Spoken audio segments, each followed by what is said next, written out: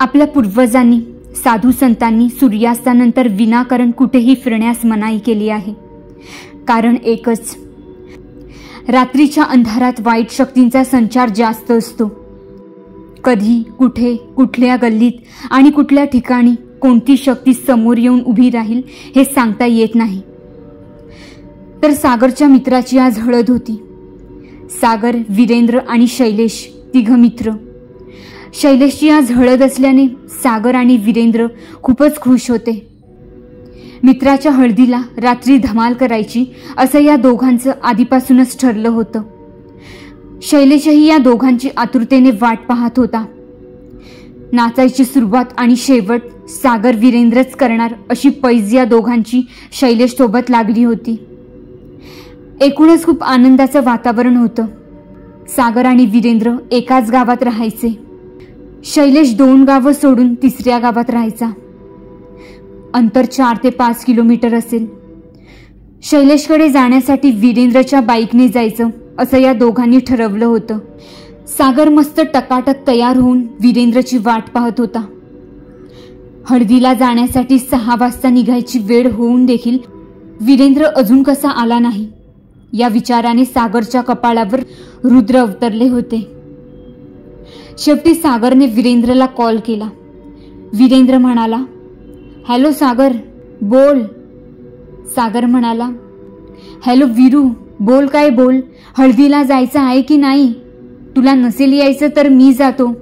वीरेंद्र म्हणाला, अरे बाबा, तुलाच घ्यायला येत आहे, रस्त्यातच आहे. भडकू नको रे भावा, काही तू पण. सागर म्हणाला, तुला पैजेची आठवण आहे ना? लवकर जायचं आहे आणि नाचायची सुरुवात पण करायची आहे. कधीपासून वाट बघत आहे तुझी, ये लवकर आता. सागरने कॉल कट करून व्हॉट्सअप उघडला. काही मेसेज चेक करतानाच समोरून वीरेंद्र आला. मोबाईल खिशात टाकून सागर पटकन जाऊन वीरेंद्रच्या मागे बाईकवर बसला.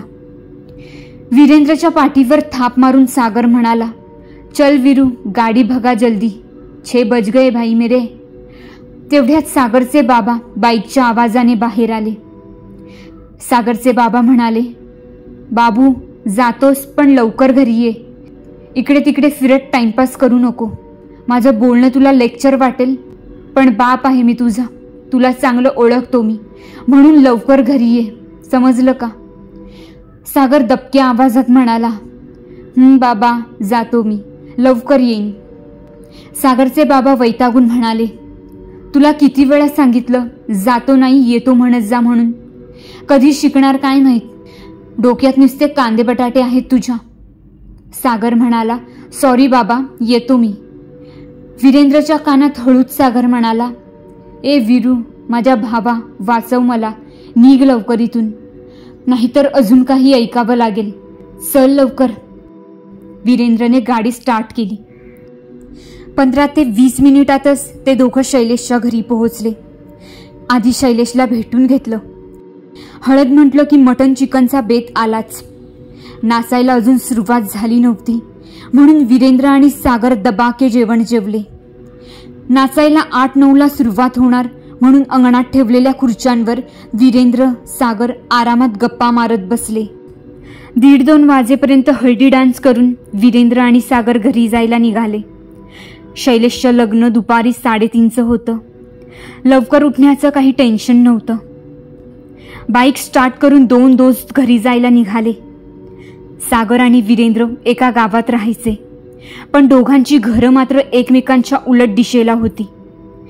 गावात शिरल्यावर आधी वीरूचे घर यायचे, नंतर काही अंतराने सागरचे. वीरू सागरला घरापर्यंत सोडून मग परत फिरून स्वतःच्या घरी जाणार होता. दोघं गप्पा मारत प्रवास करत होते. सगळं ठीक असताना विनाशकाले विपरीत बुद्धी, कोणाला तरी सुचतेच. वीरू म्हणाला, यार सागर, घरी जायच्या आधी एक सिगरेट ओढायची का? खूपच तल्लफ आली आहे मला, 5 मिनिटं फक्त. सागर म्हणाला, काय यार तू, हे काय गाव आलंच बघ, तो बघ बस स्टँड, चल ना घरीच जाऊ, उशीर पण झाला आहे बघ. वीरेंद्र म्हणाला, अरे होऊ दे उशीर, 2 मिनिटं तर लागतील, माझ्या घरचे ओढू देतील का मला सिगरेट? तुला घरी सोडायला कितीसा वेळ लागेल? कितीसं लांब आहे तुझं घर? आधी तुला सोडेन, नंतर मी घरी जाईन, सांगितलं ना? तू पण ओढ एक. वीरूने बाईक गावाच्या आत जाणाऱ्या रस्त्यावर थांबवली. गावचा स्टँड गावात जाणाऱ्या रस्त्यापासून 7 ते 8 मीटरच लांब होता. वीरेंद्र आणि सागर बाईकला टेकून उभे राहिले. वेळ न घालवता वीरेंद्रने 2 सिगरेट काढल्या. एक स्वतः घेत दुसरी सागरला ऑफर केली, पण सागरने नकार दिला.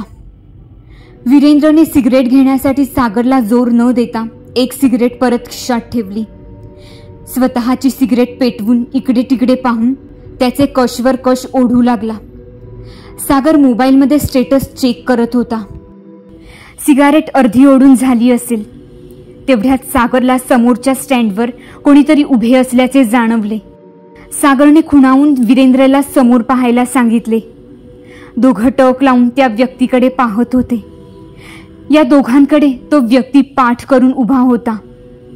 सागर म्हणाला, एवढ्या रात्री कोण असेल रे? वीरेंद्र सागरकडे पाहत म्हणाला, माहीत नाही, एवढ्या रात्री कोणीच नसतं आपल्या इकडच्या स्टँडवर. एवढं वीरेंद्रचं बोलून झाल्यावर दोघांनी परत त्या स्टँडकडे पाहिलं. समोरचं दृश्य पाहून तर दोघांना जोरदार शॉकच बसला. कारण स्टँडवर उभी असणारी व्यक्ती आता स्टँडच्या छता एवढी मोठ्या आकाराची झाली होती.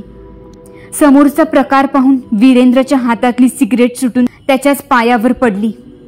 वीरेंद्रला काही सेकंदातच सिगरेटचा चटका लागला. त्याने आपला पाय झटकला आणि परत वर पाहिलं तर ती आकृती आता जवळजवळ समोरच्या झाडा एवढी उंच झाली होती. त्या आकृतीचा प्रचंड आकार पाहून वीरेंद्रचे पाय लटपटले. वीरेंद्रने अंगातली सगळी शक्ती एकवटून बाईक तिथेच सोडून तो धावत सुटला. मध्ये मध्ये भीतीमुळे धडपडत होता, पण धावतच राहिला. 2 मिनिटातच तो त्याच्या घरी पोहोचला. जोरजोरात दरवाजा ठोठावून भूत भूत बोंबलू लागला. त्याच्या या आवाजाने शेजारचे पण जागे झाले. सगळे बाहेर आले. वीरेंद्र म्हणाला, स्टँडवर भूत आहे. मी आणि सागर येत होतो ना तेव्हा. अरे सागर, सागर तिथेच राहिला वाटतं. असं बोलून वीरेंद्र परत स्टँडकडे पळाला. त्याच्या मागे आता त्याचे घरचे आणि शेजारचे पण पळू लागले. वीरेंद्र स्टँडवर आला. समोर पाहतो तर काय, ती आकृती आता 30 ते 40 फूट उंच झाली होती, पण त्या आकृतीचा चेहरा नव्हता. सागर अजूनही टक लावून त्या व्यक्तीकडेच पाहत होता. ती व्यक्ती मात्र हळूहळू आपले हात सागरकडे वाढवत होती. वीरेंद्र हे पाहतच जोरात ओरडला, सागर पळ. सागर काहीच उत्तर देत नव्हता. वीरेंद्रचा आवाज मागे धावत येणाऱ्या माणसांना आला. ते पण वीरेंद्रच्या नावाने हाका मारत स्टँडवर आले. लोक येताच ती व्यक्ती पाण्यात मीठ विरघळावे तसं ती हवेत विरघळून गेली. वीरेंद्र धावत जाऊन सागरला हलवू लागला. सागर शुद्धीवर आला.